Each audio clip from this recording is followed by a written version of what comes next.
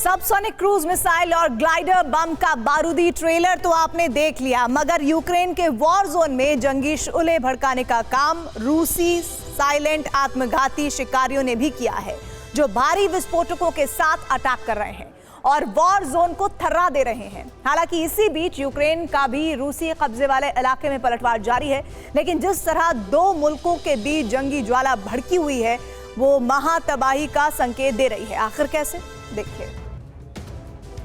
मौजूदा वक्त में यूक्रेन अगर धधक रहा है, बारूदी कोहराम से थर्रा रहा है, तो उसकी वजह है रूसी डिफेंस का एरियल अटैक, यानी आसमान से हमला, जिसमें न सिर्फ एयर मिसाइल्स और हैवी बमों से हमला किया जा रहा है, बल्कि एयर जोन के साइलेंट किलर यानी ड्रोन भी यूक्रेन को अपने हमले से छलनी कर रहे हैं। और जानते हैं यूक्रेन के अलग अलग प्रांतों, शहरों और रिहायशी इलाकों में रूसी डिफेंस हमले के लिए किस डेडली अटैक ड्रोन का इस्तेमाल कर रहा है? ज़ाला लैंडसेट कामिकाजी ड्रोन का। साल 2019 में रशियन कंपनी ज़ाला एरो ग्रुप ने लैंडसेट कामिकाजी ड्रोन को तैयार किया और इसे रूसी वायुसेना को सौंपा गया। और अब रूसी डिफेंस का ये साइलेंट शिकारी यूक्रेन के कोने कोने में विध्वंसक हमले कर रहा है। मौजूदा वक्त में यही कामिकाजी ड्रोन ताबड़तोड़ तरीके से यूक्रेन के रिहायशी इलाकों को निशाना बना रहा है, क्योंकि ये ड्रोन 12 किलो विस्फोटक के साथ अटैक करता है। लैंडसेट ड्रोन की रफ्तार 100 किलोमीटर प्रति घंटे की है। ये लगातार 40 मिनट तक आसमान में उड़ान भर सकता है। कामिकाजी ड्रोन मतलब ऐसा अनमैन्ड हथियार जो विस्फोटकों से लैस होता है और खुद ही जाकर टारगेट को हिट करता है, भीषण तबाही मचाता है। और रूस का ज़ाला लैंडसेट ड्रोन भी उसी कैटेगरी में आता है, जो किसी बड़ी इमारत को पलक झपकते ही तबाह कर सकता है। एक तरफ यूक्रेन का ज़ाला लैंडसेट कामिकाजी ड्रोन तबाही मचा रहा है, तो वहीं यूक्रेन की जंग में ईरान के ड्रोन्स भी बेहिसाब बारूदी कोहराम मचा रहे हैं। क्योंकि भले ही अब तक ईरान जंग में सीधे तौर पर नहीं उतरा है, मगर वो रूस को बिल्कुल उसी तरह हथियार सप्लाई कर रहा है जैसे नाटो देश जंग में सीधे शामिल हुए बिना यूक्रेन में अपने अपने वॉर वेपन भेज रहे हैं। और इसी कड़ी में ईरान का लॉन्ग रेंज अटैक ड्रोन रूस के लिए गेम चेंजर हथियार बना है। नाम है अर्श-2 अटैक ड्रोन। ईरान का सबसे एडवांस और सबसे विध्वंसक ड्रोन अर्श-2 माना जाता है। ये ईरान के शहीद 136 ड्रोन की तुलना में 5 गुना ज्यादा विस्फोटक ले जा सकता है। इसके अलावा अर्श-2 ड्रोन में तेज रफ्तार वाले जेट प्रोपल्शन का इस्तेमाल होता है, जिसके चलते रडार पर इसे पकड़ पाना मुश्किल होता है। इतना ही नहीं, ईरान का दावा है कि अर्श-2 दुनिया में सबसे ज्यादा रेंज वाला ड्रोन है। अर्श-2 ड्रोन की रेंज 2000 किलोमीटर तक है। ईरान ने 200 से ज्यादा अर्श-2 ड्रोन रूस को भेजे हैं।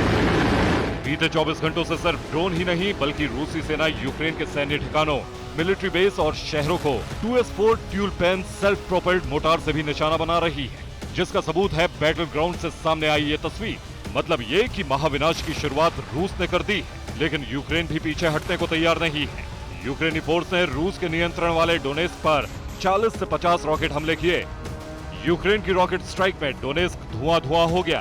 बारूदी कोहराम के चलते सब कुछ तहस नहस हो गया। सड़कों पर लाशें बिछ गईं, चारों तरफ बारूदी आग और धुआं नजर आने लगा।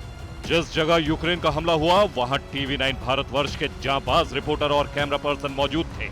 आखिर कैसा था हमले के बाद तबाही का मंजर, आप खुद सुनिए। ये बस जा रही थी, इस बस में लोग सवार थे और अचानक यहाँ पर रॉकेट से कई रॉकेट बस पर आकर गिरे और तुरंत ही ये बस जलकर खाक हो गई। बस में मौजूद पैसेंजर्स सब जलकर मारे गए।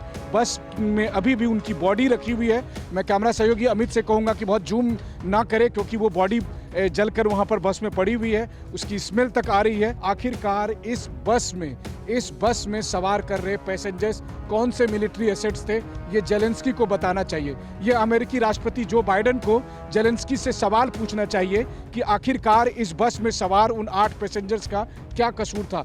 बस को चलती बस को क्यों टारगेट किया गया।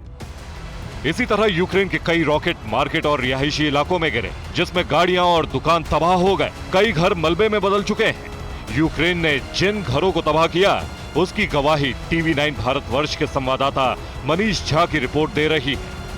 हम इस वक्त डोनेत्स्क में ठीक उस जगह पर मौजूद हैं जहां अब से महज 15-20 मिनट पहले यूक्रेन की तरफ से 2 रॉकेट गिराए गए। यहां से महज कुछ ही दूरी पर मैं खुद मौजूद था और जहां यहां क्या तबाही का मंजर है वो हम आपको दिखाते चले। सबसे पहले देखिए, जो 2 रॉकेट गिरे हैं उसमें एक देखिए जो कार क्षतिग्रस्त हुई है, और यहाँ पर जो घर क्षतिग्रस्त हुआ है वो हम आपको दिखाते हैं। मेरे कैमरा सहयोगी अमित को कहूँगा कि वो अंदर आए और अंदर आकर दिखाएं।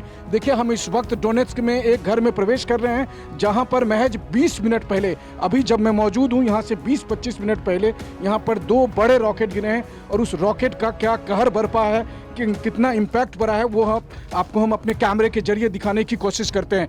लाइव तस्वीरें इस वक्त TV9 पर दुनिया भर के दर्शक देख पा रहे होंगे कि देखिए रॉकेट गिरने की वजह से यहाँ क्या हाल हुआ है।